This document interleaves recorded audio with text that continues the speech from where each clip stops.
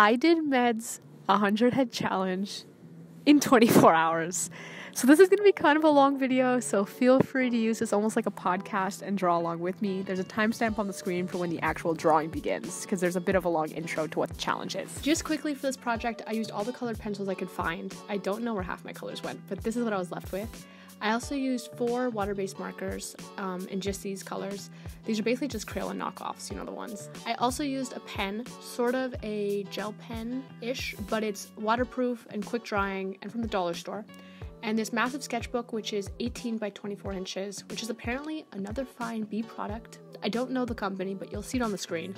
I like the sketchbook a lot. I got it from a thrift store. So low-key, this is a cheap art supply challenge at the same time as being Med's 100 head challenge all in one. Side note, if you're craving playing a game like Where's Waldo and I Spy, feel free to pause the video here and look for various faces from the Pinterest board.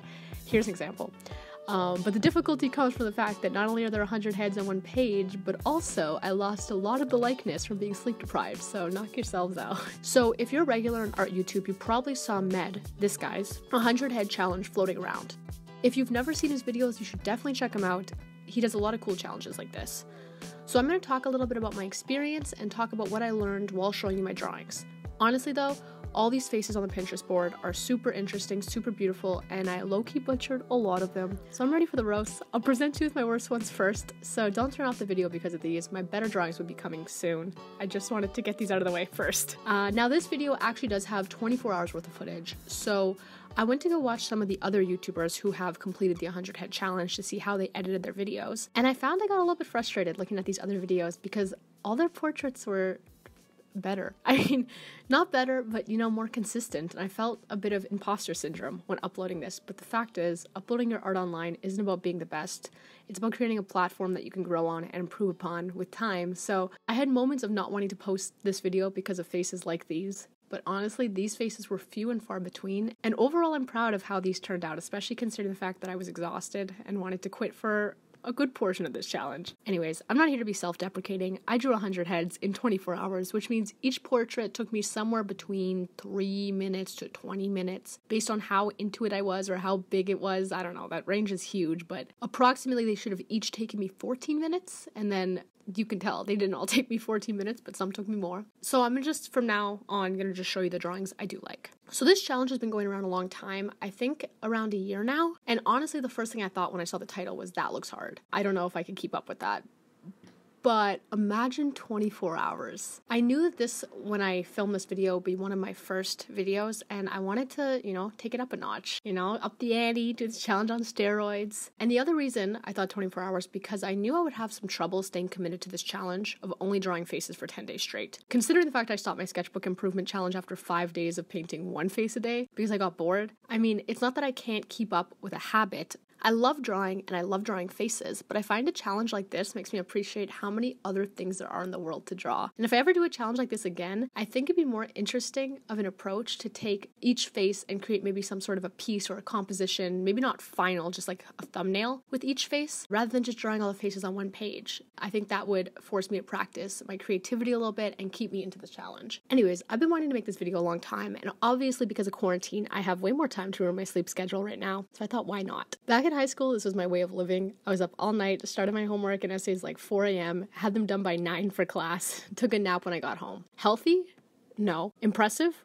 Debatable. But I'm no longer in high school and I've actually improved my sleeping schedule, therefore I was questioning whether this would even be possible. Other than YouTube views, I needed a good reason why I should film a YouTube video like this, and I'm competitive. And I knew doing it one day would keep my competitive nature pushing me to finish, but that's still not enough to do a crazy challenge like this. It's not an assignment, you know, you need a reason to stick with it. So this video isn't just for the point of insanity, and with any crazy challenge like this, I think it's really important to set out your goals beforehand. So it's not just a challenge for the sake of a challenge, and just competitiveness holding you to it. So here are some of the reasons I chose to do this challenge. Number 1, practice drawing faces. Like I've said in other videos, even if I'm not a realistic artist, I think over my years of practice, I've actually gotten to a place where I'm happy with my basic skill of drawing faces. I don't think I've found my style when it comes to drawing faces, so practicing faces would hopefully in turn force me to see what I like and what I don't like in my style, especially if I'm doing it in 24 hours straight and not getting time to think too much about how each line is being positioned and all that stuff. And that would allow me, hopefully, to become more consistent overall with my lines. Here are the ones I like the most, and this helps me continue down the path of these styles. Though they're all pretty different, I can see and pull from each of these drawings, and eventually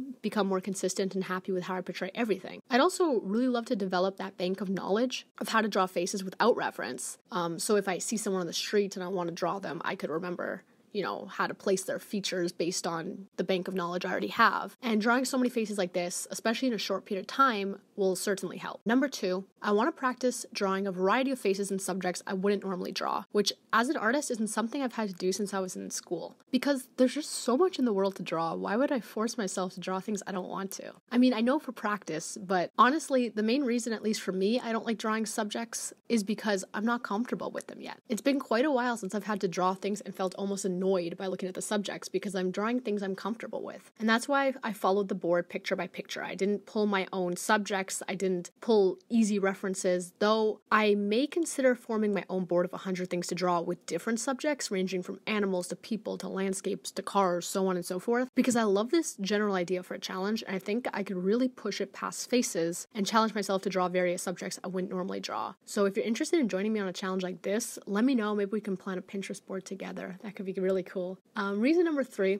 to reset my productivity. This is probably the main reason I chose to do this in 24 hours specifically. I know I'm not alone, that since the quarantine started, I had so many plans thinking this extra time would allow me to be majorly productive. But the fact is, being at work for like a 5-hour shift actually inspires me more to come home and work on passion projects than being home all day with the option to do so. Who knew? So I hoped by doing this challenge, I would realize that if I could spend 24 hours straight drawing stuff I didn't really want to draw and still enjoy it, that I could spend, just a few hours a day working on stuff I really did want to draw. And it wouldn't seem like such a chore. Because I have this weird association with art sometimes where I love it and all I want to do is draw or paint, but it's that weird, feeling of comfort, like knowing taking a shower will feel good, but you'd rather just sit comfortably and chill out, and then you finally take the shower and you're like, why did I have to have such a conversation with myself about this? It's that weird, comfortable feeling of knowing you don't have to get up, but if you do it, you'll feel better. But then with art, it's like, what if I do it and I don't feel better and I don't like what I create? I don't know. Maybe I'm alone in this. I shower almost every day, guys. Don't worry. It's just with art. Anyways, I do really feel like this challenge helped me because I realized how much time I actually have in my day. 24 hours is a lot. When I'm being conscious of my time, as in not watching videos or movies or things that make time go by without me noticing, just being productive, there's actually so many hours in a day to get stuff done and still spend time chilling out and doing nothing, So this challenge helped me maybe not completely get to the place I want to be productively, but it definitely helped me see how many hours I could be spending on stuff I want to do and how easy it would be to allocate the time to get that done. So I think that's a start. The 4th reason I want to do this challenge, let's be honest, pick up those YouTube algorithm views. Why does an artist film a whack challenge like this in the first place? To do the challenge, sure. Improve their art, sure. But filming and editing a video like this adds another 2 days or something to this ridiculous process. So, we're all here trying to get those views. I'm just going to be honest about it. A sort of strange reason I had for doing this challenge is I've always wanted to be an artist who is consistent and who could spend hours a day doing nothing but drawing and painting and take this passion and treat it professionally, even if I don't want to pursue a career in it. I don't mean put pressure on my art, but I mean, have you ever heard of those artist homes in Italy and other beautiful countries where painters win a scholarship to live on these artist reserves and look at beautiful scenery and just create art all day? If you haven't, honestly look it up. It's a thing and it sounds like paradise, but I was thinking about it and I was thinking, could I even do that? I feel like my 2020 brain's a bit caught up in news and YouTube videos and distractions, and that bugs me. Do I even still have the passion to just draw all day and not get distracted? I traveled back in 2018. I went on a 4-month trip, and basically all I did was explore, draw, write. I was so creative, and I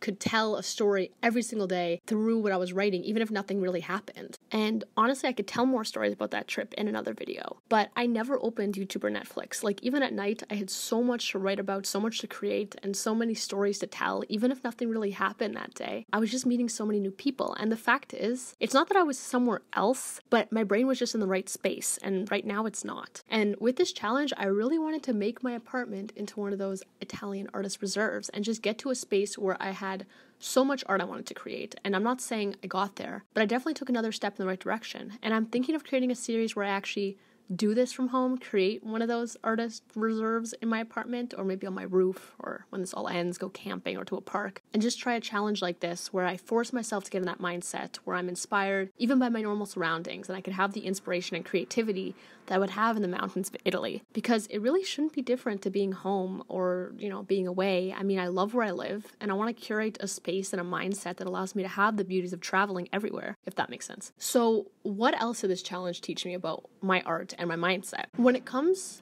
to drawing people, I definitely need to work on capturing emotion. So many of the faces on this board had beautiful raw emotion, and I feel like I failed to capture that in my art, which is something I notice now after looking at the piece. While looking at it then, I just noticed, some of the features were off, but I don't really care that much about placing features. If I did, I would take more time, I wouldn't do this in 24 hours, but I would like to be able to capture emotion quickly, because if I'm doing, sketching on the spot, I'm trying to capture my feelings, I'd like to be able to show that. I think this challenge actually helped me with simplifying my lines and shapes in a style that I like, and adding again to that bank of face knowledge so I can draw faces I like without a reference. I also found that the faces that I was drawing were becoming more and more consistent as the board became tougher, because this Pinterest board actually starts out with, more typical faces you draw, like younger men and women, and then it goes to these wrinkly, bearded men and more just complicated drawings. And I found that with time, I started finding them easier to draw, and I could draw them in less and less time in a way that I still enjoyed. But something funny I noticed was the board sometimes actually had repeats. So because I was upset about my first time drawing this specific statue, I tried to redraw her. Usually I skipped over the repeats. Do I like the redraw? No, I don't. But did I get closer to capturing her likeness in the redraw? I think so. And as the challenge progressed, I, got more and more comfortable. And this was only face number 19, the redraw was. I got better and more comfortable at drawing these statues, which I think was my main issue. Drawing all these statues in this challenge helped me learn that I just need to practice some more with shadows. The place I struggled most was with all the statues, and I was just trying to capture the lines, while the shadows were kind of what were telling the story and creating the visual image. And the thing is, with your art, I think once you have those basic skills of drawing a face or using shadows, that's when you can distort them and create those insanely creative pieces of art. So I think I just need to practice that basic skill of shadows and, again, capturing emotion, and I think that can get me to a place where I can feel more comfortable with drawing without reference and creating creative compositions and all that stuff. Something interesting I realized also while doing this challenge is when I went back to the Pinterest board to find my next reference photo, I'd become incredibly frustrated because I became tired of drawing faces from reference. Similarly to what I learned in my day 6 and 7 video of my sketchbook improvement challenge,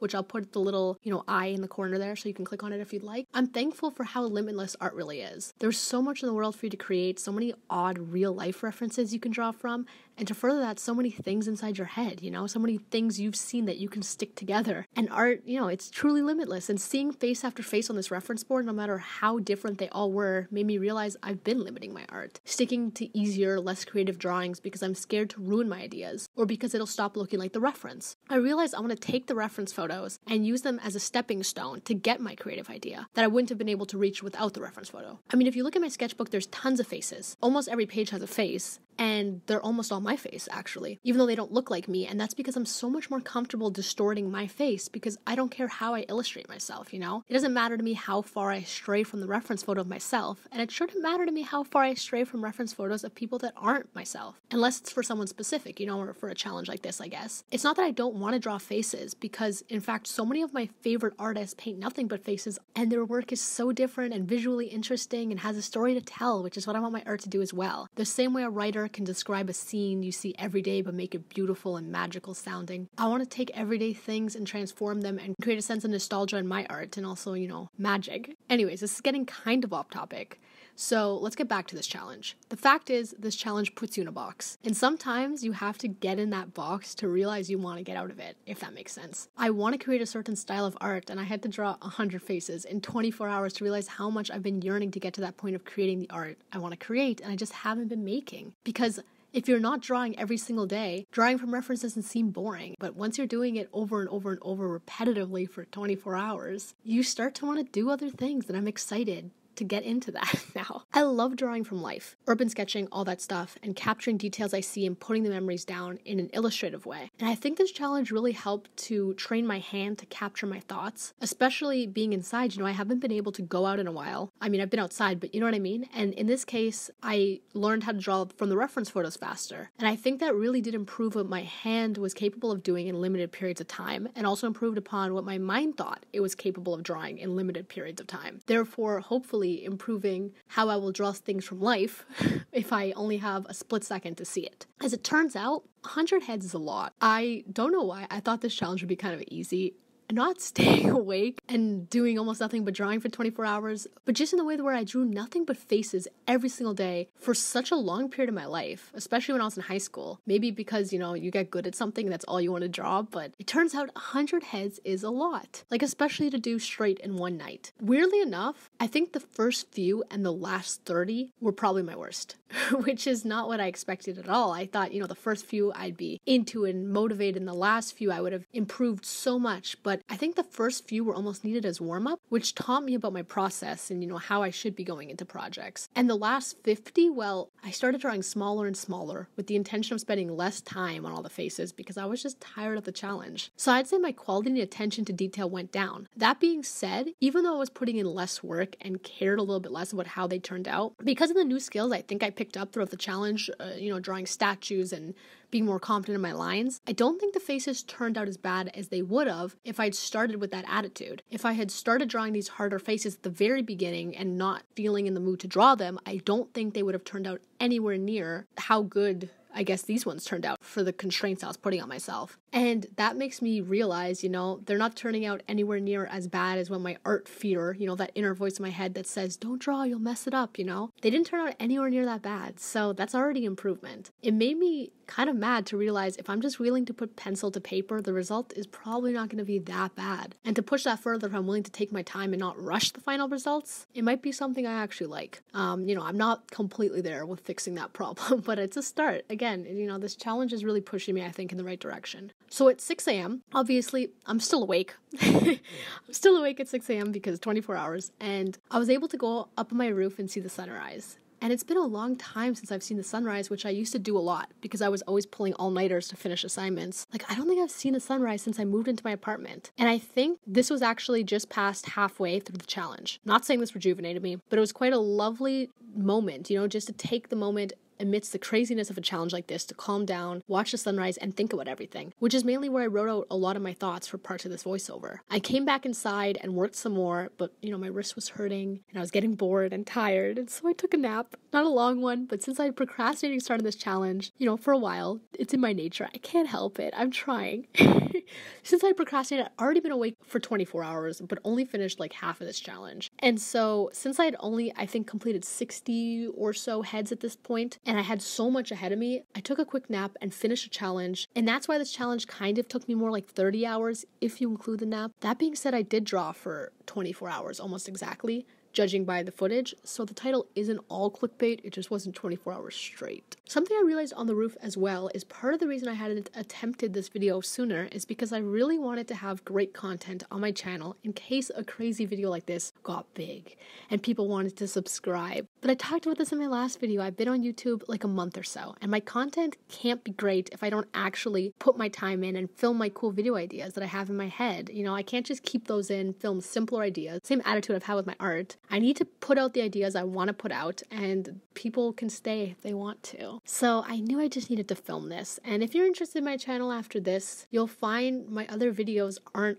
all like this. I mean, obviously they're not all a 24-hour crazy challenge, but I don't think they properly represent my actual style of art either. And I think if you look at my sketchbook tour, you'll see that the sketchbook tour compared to the rest of the videos are very different. But I mean, I think from this point on, I really want my channel to take a different direction, I want it to be focusing on prompt style challenges, bigger projects, still chill sketchbook videos like this, but definitely exploring more of the ideas in my head rather than just drawing from reference, which is, I think this challenge really helped me realize that further, even though I realized it in my last video, but you know, you could go watch that and hear what I have to say. I cannot begin to explain how much I wanted to quit at various times. I mean, I think you can imagine, but here's my final face. I was going in order up until around face 70 or something, where I started to get bored and I went out of order to stay motivated. So I grouped them together. You know, I put bearded men and the harder statues and all these dudes that were pots. I don't know. There's some weird ones on here. And so this little anime chick,